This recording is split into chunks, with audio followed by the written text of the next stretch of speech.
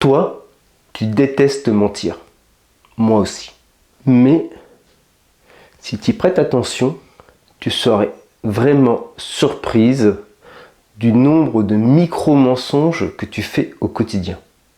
Et ces micro-mensonges, ils ont un impact sur ta vie.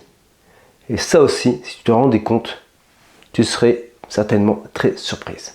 C'est de ça dont je vais te parler là tout de suite dans cette vidéo. Et pour illustrer tout ça, je vais te raconter mon histoire. Et mon histoire est peut-être ton histoire.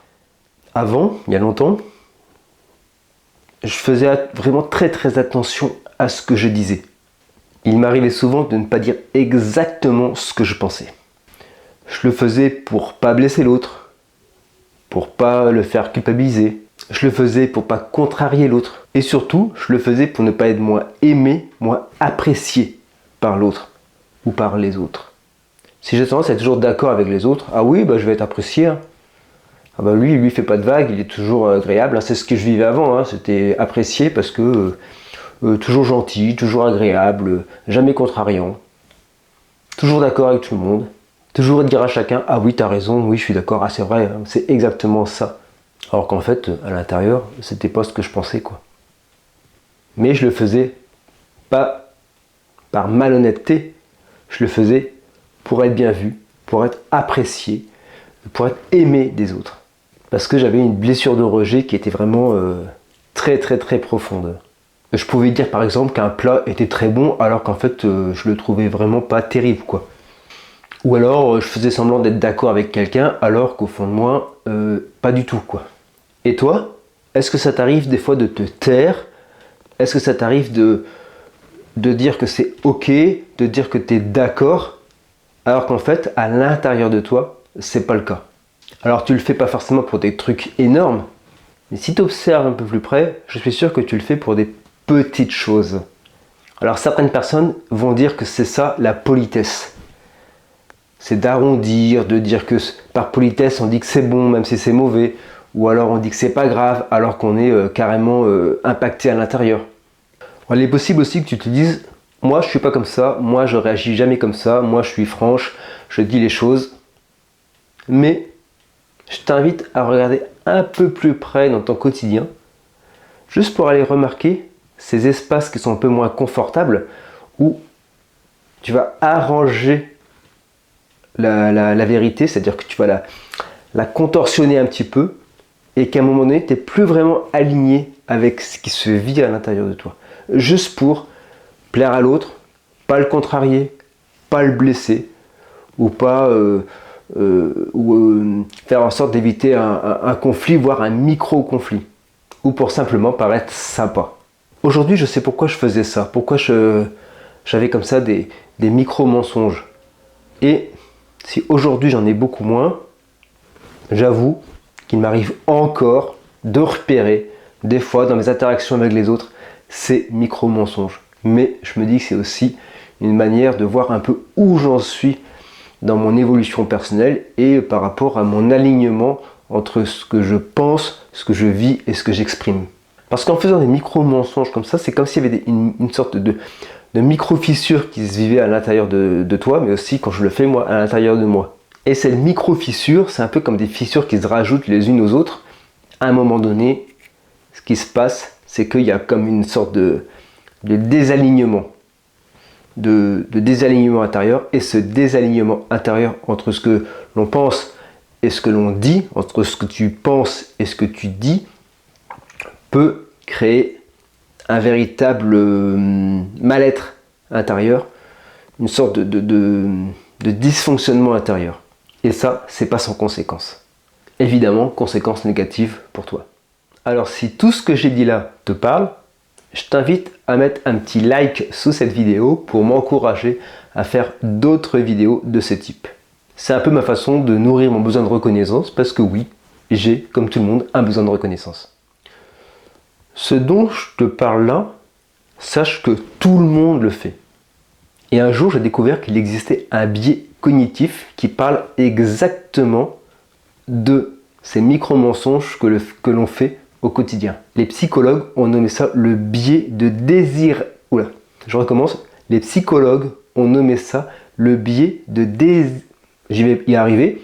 Les psychologues ont nommé ça le biais de désirabilité sociale. En fait, c'est ce réflexe inconscient ou semi-conscient qui te fait penser que, pour bien paraître aux yeux des autres, je vais dire ce que je crois qu'ils veulent entendre plutôt que ce que je pense vraiment. En fait, c'est une tendance à vouloir se présenter sous un jour favorable devant les autres en fonction des normes sociales. Ça veut dire montrer des aspects plutôt flatteurs de soi. Ça veut dire aussi faire croire qu'on est d'accord alors qu'on l'est pas. Parfois, c'est flatter un peu ou accentuer un peu un compliment. Alors pourquoi pas petite dose? Mais attention quand ça devient récurrent et trop fréquent. Alors comment faire pour sortir de ce biais cognitif? Comment faire pour être moins une sorte de caméléon social qui change de couleur en fonction de qui est en face de soi? Ouais, comment faire? Je t'explique tout ça dans un court instant. Mais pour aller au-delà de cette vidéo, je te propose de cliquer sur le lien, le premier lien que tu trouveras en description. Tu trouveras un petit e-book que j'ai écrit et qui est gratuit et qui s'appelle La méthode respect. 7 clés pour mieux communiquer. Et donc, pour le télécharger, tu as juste à cliquer sur le premier lien juste en dessous de cette vidéo dans le commentaire. La première étape pour se défaire de ce biais cognitif, c'est déjà d'en prendre conscience de pourquoi on le fait, mais surtout percevoir combien ce biais cognitif peut être erroné en fait. Alors pourquoi je dis ça? Parce que en vérité, tu agis en fonction de ce que tu crois que l'autre attend. Mais objectivement, tu n'en sais strictement rien. Tu crois savoir, tu supposes, tu imagines, et parfois tu te plantes complètement. Tu te racontes des scénarios, tu te racontes des histoires, et tu crois en ces histoires. Tu te dis que si tu dis ça, si tu fais ça, si tu réponds comme ça, l'autre va être contrarié, il va se fâcher. Et peut-être que oui. Mais des fois, tu pourrais être vraiment surprise de te rendre compte que, en fait, non. La réaction est très différente de celle que tu attendais. Essaye juste un peu des fois avec des gens avec qui la relation n'est pas forcément très importante. Juste pour voir la réaction. C'est un petit jeu, il faut prendre de façon un peu ludique. Tu dis vraiment, ah bah oui, ce que tu penses, voilà, bah moi j'aime pas ça, ou moi je suis pas d'accord. Et tu t'attends peut-être à avoir des gens qui vont se fâcher, qui vont se contrarier, qui vont être contrariés. Alors oui, ça peut arriver. Et tu te rendras compte qu'à certains moments, eh bien non, en fait, ce que tu crois et la réaction de l'autre, bah c'est pas du tout ce que tu pensais. Dans ce biais cognitif, il y a aussi un autre truc qui cloche, et qui cloche carrément. Parce que j'ai pris conscience aussi que lorsque je faisais comme ça avant enfin beaucoup plus en tout cas, ces micro-mensonges pour plaire, pour être caméléon avec les autres, pour toujours me contorsionner, pour être bien vu, je me suis rendu compte que je mentais aux autres, d'une certaine manière, même si c'est des micro-mensonges, et que moi, j'attends des autres qu'ils soient pleinement authentiques avec moi. Je veux que les gens me disent franchement si c'est pas d'accord, si c'est pas ok. Alors des fois c'est pas agréable à recevoir, je suis contrarié, je suis triste, mais c'est là mon attente. Mon attente c'est que les autres, l'ensemble des autres, soient francs, directs, honnêtes avec moi. Et en même temps, si j'ai cette attente envers les autres et que moi, je ne réponds pas à cette attente que je suppose aussi que les autres ont, mais il y a comme de nouveau un certain décalage. Alors le but, c'est de ne plus vivre cette espèce de double jeu, de jeu d'acteur ou d'actrice, hein, où je vais toujours mettre l'habit qui convient pour plaire à l'autre. J'ai fait le choix de me montrer plus authentique, plus direct, tout en essayant le plus possible d'arrondir, d'adoucir, de mettre du moelleux dans mes propos.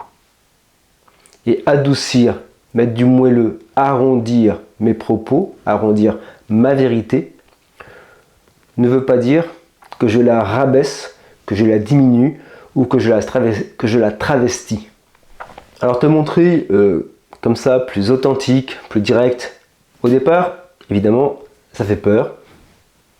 Au départ, Tu n'arrives pas toujours à, quand tu fais ça, à arrondir justement ou à mettre du moelleux, et des fois ça peut être un petit peu direct dans tes réponses, et les autres peuvent être aussi un peu choqués, déstabilisés, surtout si tu as pris l'habitude de, comme je les faisais il y a très longtemps, de faire ces micro-mensonges pour plaire aux autres en leur disant ce que je croyais qu'ils attendaient comme réponse.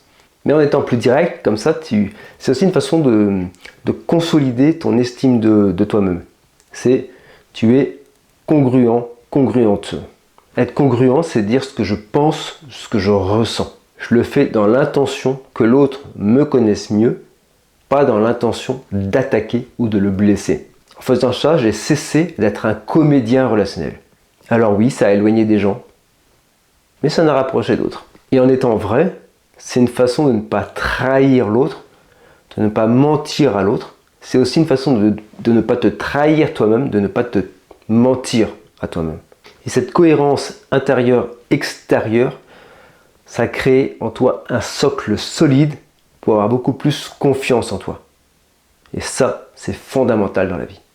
Après, la difficulté, lorsque tu passes du mode caméléon relationnel à une forme d'authenticité radicale, c'est de régler le curseur entre être trop dans une forme d'adaptabilité, de suradaptabilité, je vais y arriver de nouveau, de suradaptabilité à l'autre, à le curseur de l'autre côté qui est de dire de façon brute tout ce qui se passe à l'intérieur.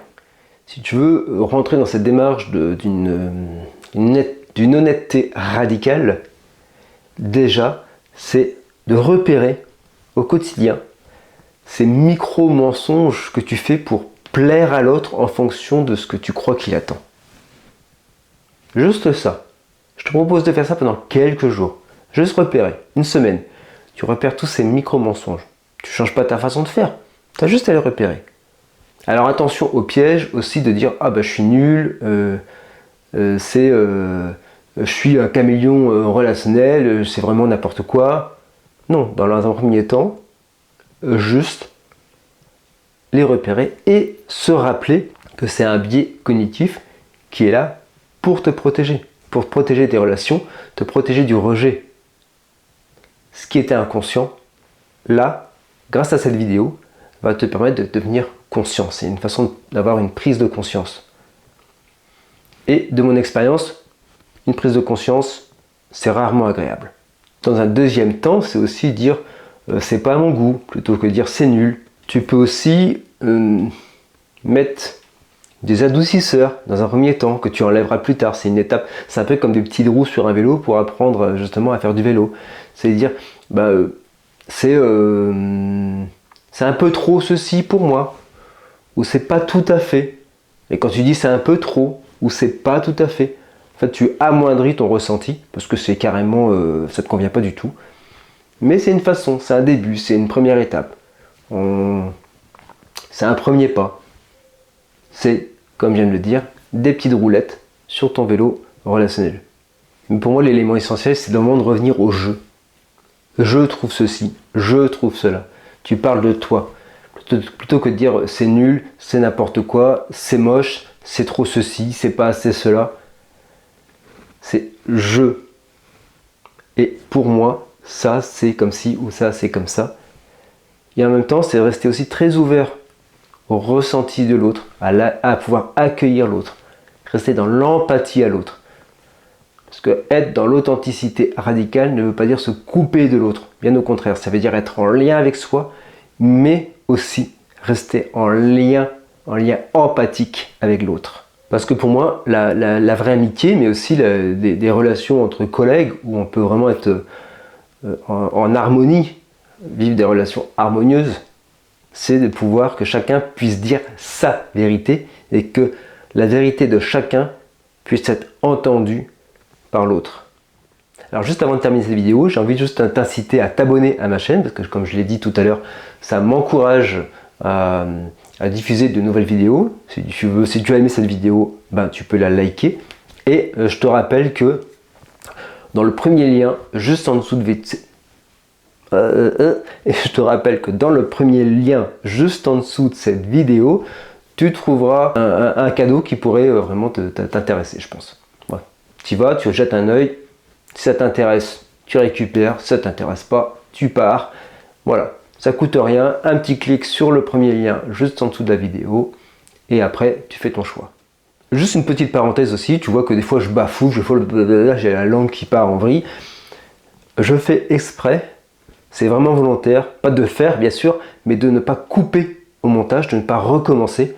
Parce que pour moi c'est ça aussi la vraie authenticité. C'est pouvoir dire, bah oui, des fois ça, je suis devant ma caméra et puis bah, ça part, ma parole elle dérape un peu, mais je bafouille et alors. Voilà. Pour moi c'est aussi ça l'authenticité. C'est pas rester faire du micro-montage pour paraître super lisse, super propre. Non. C'est comme ça, c'est direct. Et je me présente bah, comme je suis. Ça fait aussi vraiment partie de mes valeurs. Alors si à partir d'aujourd'hui, tu as décidé de pratiquer cette forme d'authenticité relationnelle, d'honnêteté radicale, eh bien, je t'invite juste à me le dire en commentaire sous cette vidéo. Si tu as une question, un truc que tu n'as pas compris, pareil, tu mets en commentaire et j'y répondrai. On arrive au bout de cette vidéo, je t'invite à cliquer là sur la vidéo la plus vue de ma chaîne ou là sur une autre vidéo qui pourrait aussi t'intéresser. A tout de suite dans une prochaine vidéo. Et n'oublie pas le premier lien juste en dessous de la vidéo, ok ?